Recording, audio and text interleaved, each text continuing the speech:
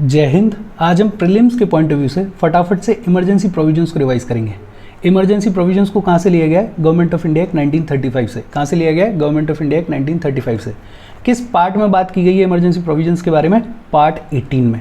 तीन टाइप की इमरजेंसीज हैं, एक है नेशनल इमरजेंसी, दूसरा है प्रेसिडेंट रूल और तीसरी है financial emergency.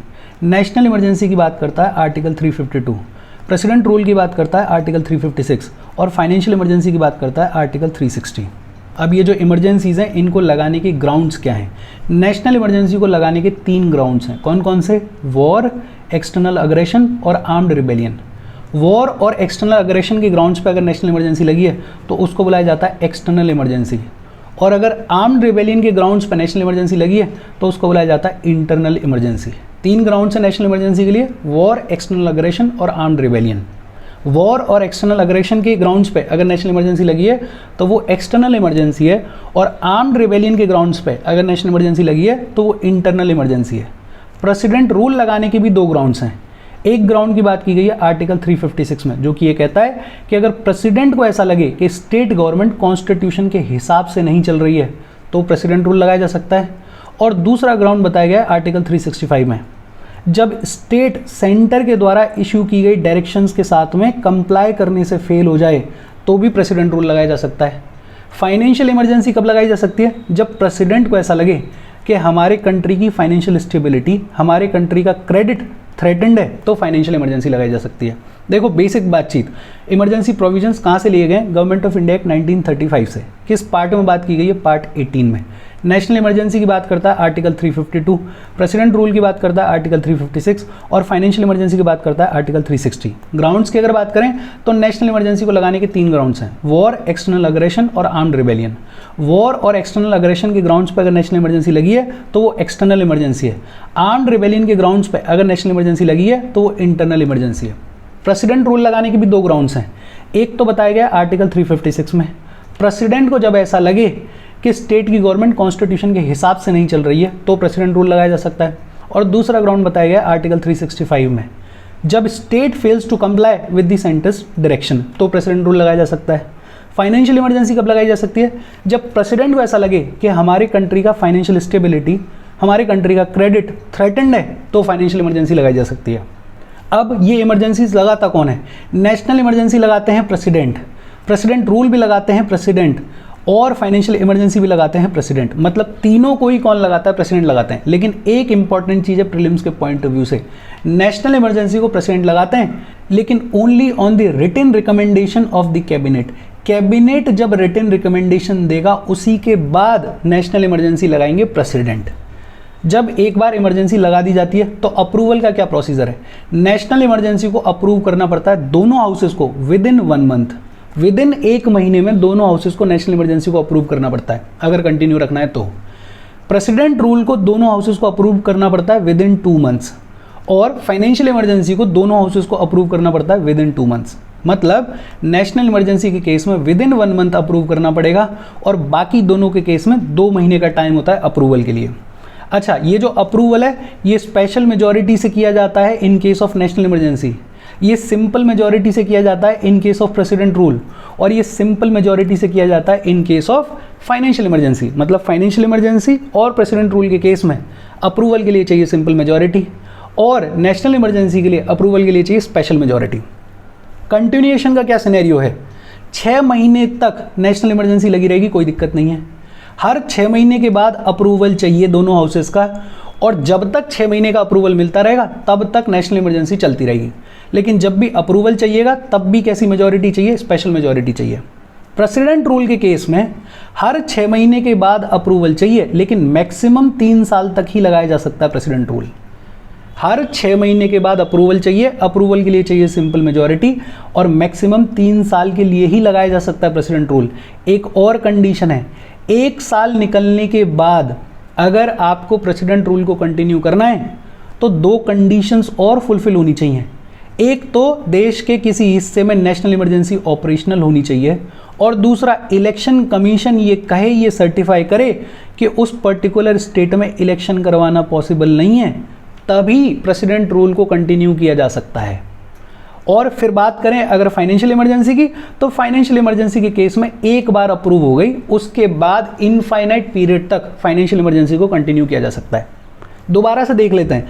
Approval national emergency के केस में विद इन 1 मंथ चाहिए, दोनों हाउसेस से चाहिए, स्पेशल मेजॉरिटी के साथ में चाहिए। प्रेसिडेंट रूल के केस में अप्रूवल दोनों हाउसेस से विद इन 2 मंथ्स चाहिए, सिंपल मेजॉरिटी के साथ में चाहिए। और फाइनेंशियल इमरजेंसी के केस में भी अप्रूवल विद इन 2 मंथ्स चाहिए, दोनों हाउसेस से चाहिए और सिंपल मेजॉरिटी से चाहिए। कंटिन्यूएशन का सिनेरियो क्या है? नेशनल इमरजेंसी को हर 6 महीने के बाद अप्रूव करना पड़ता है दोनों हाउसेस को स्पेशल मेजॉरिटी के साथ में। प्रेसिडेंट रूल को हर 6 महीने के बाद अप्रूव करना पड़ता है दोनों हाउसेस को सिंपल मेजॉरिटी के साथ में, लेकिन एक और कंडीशन है, 1 साल निकलने के बाद अगर आपको प्रेसिडेंट रूल को कंटिन्यू रखना है तो 2 और कंडीशंस फुलफिल होनी चाहिए। एक तो नेशनल इमरजेंसी ऑपरेशनल होनी चाहिए और दूसरा इलेक्शन कमीशन ये कहे, ये सर्टिफाई करे कि उस पर्टिकुलर स्टेट में इलेक्शन करवाना पॉसिबल नहीं है, तो ही प्रेसिडेंट रूल को कंटिन्यू किया जा सकता है। फाइनेंशियल इमरजेंसी के केस में एक बार अप्रूवल चाहिए, उसके बाद कोई अप्रूवल नहीं चाहिए, इनफाइनाइट पीरियड तक फाइनेंशियल इमरजेंसी को लगाया जा सकता है। हटाया कैसे जा सकता है इमरजेंसीज को? नेशनल इमरजेंसी को प्रेसिडेंट हटा सकते हैं, प्रेसिडेंट अपनी इच्छा से हटा सकते हैं। अगर अपनी इच्छा से हटाएंगे तो कोई पार्लियामेंट का अप्रूवल नहीं चाहिए, या फिर लोकसभा अगर रेजोल्यूशन पास करके बोले कि नेशनल इमरजेंसी को हटाया जाए। अब लोकसभा को ऐसा रेजोल्यूशन पास करना है, उसके लिए क्या किया जाएगा? सबसे पहले तो कम से कम 1/10 मेंबर ऑफ द लोकसभा को एक रिटन नोटिस देना पड़ेगा स्पीकर को, और जब ये नोटिस स्पीकर को मिल जाएगा तो स्पीकर विद इन 14 डेज एक स्पेशल सिटिंग बुलाएंगे लोकसभा की, और उस स्पेशल सिटिंग में लोकसभा अगर सिंपल मेजॉरिटी के साथ में रेजोल्यूशन पास कर दे नेशनल इमरजेंसी को हटाने का, तो प्रेसिडेंट को नेशनल इमरजेंसी हटानी पड़ेगी। एक तरीका क्या है? प्रेसिडेंट खुद से हटा दें, वहां पार्लियामेंट के अप्रूवल की ज़रूरत नहीं है। दूसरा तरीका क्या है? लोकसभा सिंपल मेजॉरिटी के साथ में रेजोल्यूशन पास करे नेशनल इमरजेंसी को हटाने का, तो प्रेसिडेंट को नेशनल इमरजेंसी हटानी पड़ेगी। प्रेसिडेंट रूल के केस में सिनेरियो क्या है? प्रेसिडेंट खुद हटाते हैं और पार्लियामेंट के अप्रूवल की ज़रूरत नहीं होती है। मैक्सिमम पीरियड तो है ही 3 साल है, कंडीशंस अपन ने देख ही ली, लेकिन बीच में अगर कभी हटाना चाहें तो प्रेसिडेंट हटा देंगे, पार्लियामेंट के अप्रूवल की कोई ज़रूरत नहीं है। फाइनेंशियल इमरजेंसी को भी प्रेसिडेंट हटाते हैं और पार्लियामेंट के अप्रूवल की कोई भी ज़रूरत नहीं है। अच्छा, जब इमरजेंसी लगती है तो उसके कॉन्सिक्वेंसेस क्या होते हैं? नेशनल इमरजेंसी जब लगती है तो स्टेट की गवर्नमेंट सस्पेंड नहीं होती है, लेकिन स्टेट की गवर्नमेंट पूरी तरीके से सेंटर के कंट्रोल में चली जाती है। स्टेट की गवर्नमेंट सस्पेंड नहीं होती है नेशनल इमरजेंसी में, लेकिन पूरी तरीके से कंट्रोल किसका होता है? सेंटर का होता है। प्रेसिडेंट जो है वो नेशनल इमरजेंसी के दौरान ऑर्डिनेंस इश्यू कर सकते हैं। कोई सेंटर और स्टेट के बीच में रेवेन्यू डिस्ट्रीब्यूशन का जो भी मेथड चल रहा है उसको मॉडिफाई कर सकते हैं। प्रेसिडेंट अगर ऐसा कोई मॉडिफिकेशन करेंगे नेशनल इमरजेंसी के दौरान, तो वो जिस साल में इमरजेंसी स्टॉप होगी उस पूरे फाइनेंशियल ईयर तक कंटिन्यू करेगा। अपन क्या कह रहे हैं? नेशनल इमरजेंसी के दौरान स्टेट गवर्नमेंट सस्पेंड नहीं होती है, लेकिन स्टेट गवर्नमेंट पूरी तरीके से सेंटर के कंट्रोल में चली जाती है। प्रेसिडेंट ऑर्डिनेंस इशू कर सकते हैं नेशनल इमरजेंसी के दौरान। इनफैक्ट प्रेसिडेंट अगर चाहें तो सेंटर और स्टेट के बीच में जो रेवेन्यू डिस्ट्रीब्यूशन का मेथड है उसको मॉडिफाई कर सकते हैं, उसको चेंज कर सकते हैं। और ऐसा कोई भी मॉडिफिकेशन अगर प्रेसिडेंट करेंगे तो वो जिस साल इमरजेंसी खत्म होगी उस फाइनेंशियल ईयर के एंड तक कंटिन्यू करेगा वैसा ही मॉडिफिकेशन। नेशनल इमरजेंसी के दौरान पार्लियामेंट अगर चाहे तो स्टेट के रिस्पेक्ट में जो भी पावर्स हैं, जो भी ड्यूटीज़ हैं, उनको सेंटर के लिए दे सकता है। मतलब पार्लियामेंट को भी पावर दी गई है कि अगर पार्लियामेंट को लगे ज़रूरी हो तो स्टेट के रिस्पेक्ट में जो भी पावर्स हैं, जो भी ड्यूटीज़ हैं, उन्हें पार्लियामेंट किसको दे सकता है? सेंटर को दे सकता है। ये बड़ा इंपॉर्टेंट है। आर्टिकल 358 ये कहता है कि जब नेशनल इमरजेंसी एक्सटर्नल होगी, मतलब जब वॉर और एक्सटर्नल अग्रेशन के ग्राउंड्स पर नेशनल इमरजेंसी लगेगी, तो आर्टिकल 19 ऑटोमेटिकली सस्पेंड हो जाता है। आर्टिकल 19 ऑटोमेटिकली सस्पेंड हो जाता है नेशनल इमरजेंसी के दौरान। और आर्टिकल 359 ये कहता है कि प्रेसिडेंट अगर चाहें तो right to move to any court को सस्पेंड कर सकते हैं for the enforcement of fundamental rights. मतलब फंडामेंटल राइट्स सस्पेंड नहीं होते हैं, लेकिन उन फंडामेंटल राइट्स के एनफोर्समेंट के लिए हम जो कोर्ट जा सकते हैं उस पावर को सस्पेंड कर सकते हैं प्रेसिडेंट। लेकिन अगर प्रेसिडेंट ऐसा करेंगे तो पार्लियामेंट के अप्रूवल की ज़रूरत है। आर्टिकल 19 तो ऑटोमेटिकली सस्पेंड हो जाएगा। बाकी के जो फंडामेंटल राइट्स हैं वो सस्पेंड नहीं होते हैं, लेकिन अगर उनका वायलेशन हो तो हम कोर्ट को अप्रोच कर सकते हैं। ये जो कोर्ट को अप्रोच करने की पावर है इसको सस्पेंड कर सकते हैं प्रेसिडेंट, और अगर प्रेसिडेंट ऐसा करेंगे तो पार्लियामेंट के अप्रूवल की ज़रूरत है। एक और इम्पॉर्टेंट चीज़, इमरजेंसी चाहे किसी भी ग्राउंड्स पे हो, आर्टिकल 20 और आर्टिकल 21 किसी भी सूरत में सस्पेंड नहीं होते हैं। बड़ी सिंपल सी बातचीत, एक तो हम कह रहे हैं कि नेशनल इमरजेंसी के दौरान स्टेट गवर्नमेंट सस्पेंड नहीं होती है, सेंटर के कंट्रोल में चली जाती है। नेशनल इमरजेंसी के दौरान प्रेसिडेंट ऑर्डिनेंस इशू कर सकते हैं, सेंटर और स्टेट के बीच में जो भी रेवेन्यू का डिस्ट्रीब्यूशन है उसको मॉडिफाई कर सकते हैं। प्रेसिडेंट अगर ऐसा कोई भी मॉडिफिकेशन करेंगे तो जिस साल में इमरजेंसी खत्म होगी, सीज होगी, उस पूरे फाइनेंशियल ईयर तक ऐसा मॉडिफिकेशन कंटिन्यू रहेगा। पार्लियामेंट अगर चाहे तो किसी भी स्टेट के रिस्पेक्ट में जो भी पावर्स हैं, जो भी ड्यूटीज़ हैं, उनको सेंटर को दे सकता है। आर्टिकल 19 ऑटोमेटिकली सस्पेंड हो जाता है अगर नेशनल इमरजेंसी एक्सटर्नल है, मतलब वॉर और एक्सटर्नल अग्रेशन के केस में जब भी नेशनल इमरजेंसी लगेगी तो आर्टिकल 19 ऑटोमेटिकली सस्पेंड हो जाएगा। बाकी के फंडामेंटल राइट सस्पेंड नहीं होते हैं, लेकिन आर्टिकल 359 ये कहता है कि प्रेसिडेंट अगर चाहें तो हमारा जो right to move to the court है for the enforcement of fundamental rights, उसको सस्पेंड किया जा सकता है। लेकिन अगर प्रेसिडेंट ऐसा करेंगे तो पार्लियामेंट के अप्रूवल की ज़रूरत है। किसी भी सूरत में आर्टिकल 20 और आर्टिकल 21 सस्पेंड नहीं होता है। अब अगर कॉन्सिक्वेंस देखें प्रेसिडेंट रूल के दौरान, तो प्रेसिडेंट जो हैं वो स्टेट की लेजिस्लेटिव असेंबली को सस्पेंड कर सकते हैं या डिसॉल्व कर सकते हैं। सस्पेंड करेंगे तो कोई दिक्कत नहीं है, लेकिन अगर डिसॉल्व करेंगे प्रेसिडेंट स्टेट की लेजिस्लेटिव असेंबली को तो पार्लियामेंट के अप्रूवल की ज़रूरत है। डिसॉल्व होने का मतलब है कि अब नई असेंबली के लिए इलेक्शन करवाने पड़ेंगे। तो अगर आप सस्पेंड कर रहे हो तो कोई दिक्कत नहीं है, लेकिन अगर प्रेसिडेंट स्टेट की लेजिस्लेटिव असेंबली को डिसॉल्व करेंगे तो पार्लियामेंट के अप्रूवल की ज़रूरत है। प्रेसिडेंट अगर चाहें तो स्टेट की एग्जीक्यूटिव अथॉरिटी के किसी भी पावर को, किसी भी फंक्शन को अपने हाथ में ले सकते हैं। प्रेसिडेंट अगर चाहें तो ये भी डिक्लेयर कर सकते हैं कि स्टेट की जो भी पावर्स हैं उनको पार्लियामेंट एक्सरसाइज करेगा। उनको कौन एक्सरसाइज करेगा? पार्लियामेंट एक्सरसाइज करेगा। जब स्टेट की लेजिस्लेटिव असेंबली सस्पेंड कर दी जाती है, डिसॉल्व कर दी जाती है, तो पार्लियामेंट के पास में ये पावर है कि पार्लियामेंट जो है वो स्टेट की जो भी पावर्स हैं उनको डेलीगेट कर देगा, उनको दे देगा प्रेसिडेंट को, या फिर प्रेसिडेंट के द्वारा स्पेसिफाई की गई किसी भी अथॉरिटी को। प्रेसिडेंट को ये भी राइट है कि प्रेसिडेंट जो है वो consolidated fund of the state से एक्सपेंडिचर को ऑथराइज कर सकता है। प्रेसिडेंट जो है वो बोल सकता है कि कंसोलिडेटेड फंड ऑफ स्टेट से पैसा निकाल के और कोई भी एक्सवाइजेड एक्सपेंडिचर को किया जाए, लेकिन ये तब किया जाएगा जब लोकसभा सेशन में नहीं होगी। प्रेसिडेंट ऑर्डिनेंसेस को भी प्रोमलगेट कर सकता है।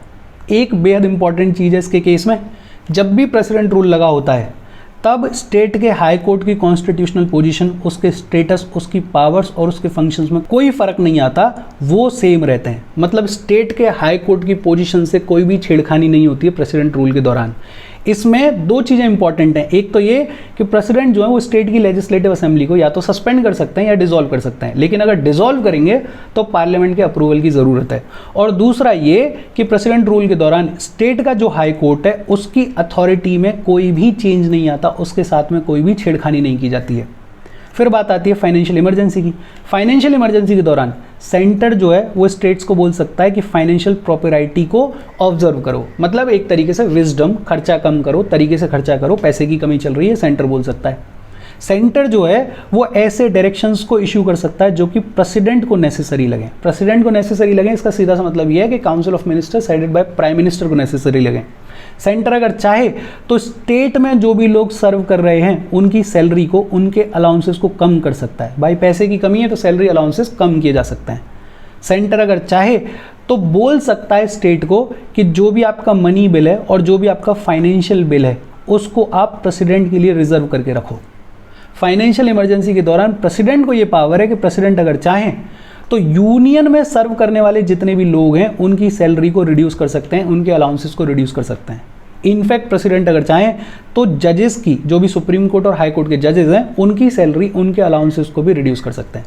मतलब स्टेट में जो एम्प्लॉइज की बात हो रही है उनकी सैलरी को रिड्यूस करता है सेंटर, लेकिन यूनियन में और सुप्रीम कोर्ट और हाई कोर्ट के जो भी जजेस हैं उनकी सैलरी को रिड्यूस कौन करता है? उनकी सैलरी को रिड्यूस करते हैं प्रेसिडेंट। ये कॉन्सिक्वेंसेज ही एक दो बार पढ़ने की ज़रूरत है, बाकी सारी चीज़ें तो ईजी हैं। अच्छा, जो भी लॉ बनाया जाएगा इमरजेंसी के दौरान वो कंटिन्यू कब तक करता है? नेशनल इमरजेंसी के दौरान जो भी लॉ बनाया जाता है वो नेशनल इमरजेंसी जब खत्म होगी उसके 6 महीने बाद तक ऑपरेशन में रहेगा।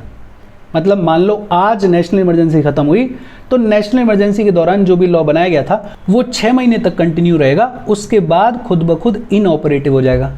प्रेसिडेंट रूल के दौरान जब भी कोई लॉ बनाया जाता है तो वो कंटिन्यू रहता है, लेकिन उस लॉ को स्टेट की लेजिस्लेचर रिपील कर सकती है, ऑल्टर कर सकती है, चेंज कर सकती है, री इनेक्ट कर सकती है।